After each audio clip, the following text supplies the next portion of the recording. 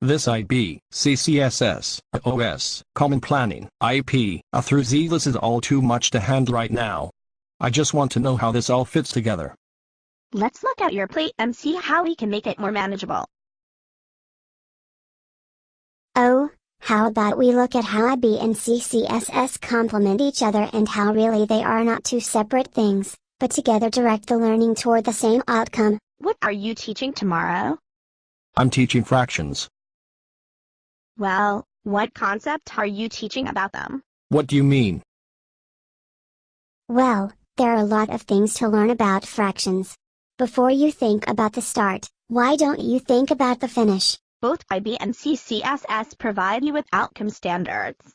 However, to do lesson planning, you need to understand the standards and what they require from the student.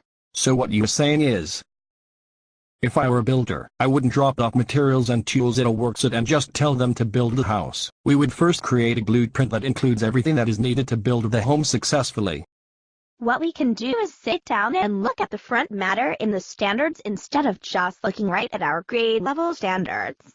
Why don't we plan to do that at our next common planning meeting? Another thing I was hoping we could cover. What's that done? I don't know how to write curriculum for both IB and CCSS. Both use backward design based on standards. You determine the path based on the assessments and performance tasks. You could think about it like this. IB is the how and CCSS is the what. Does that make sense? Awesome.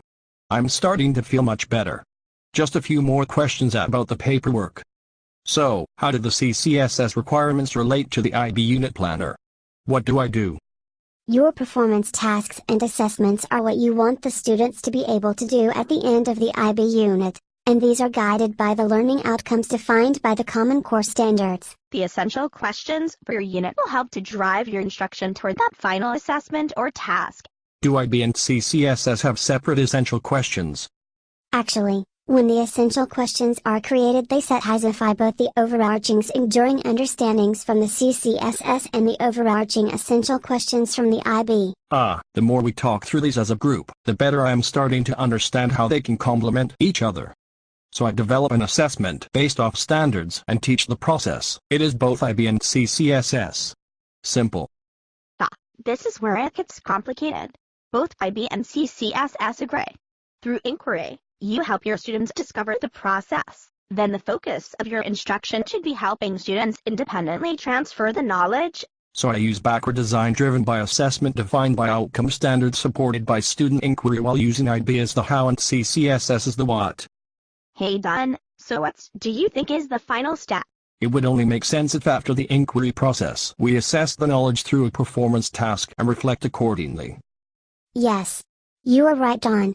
Both IB and CCSS both support the use of assessment and reflection to confirm students' deeper understanding of a concept.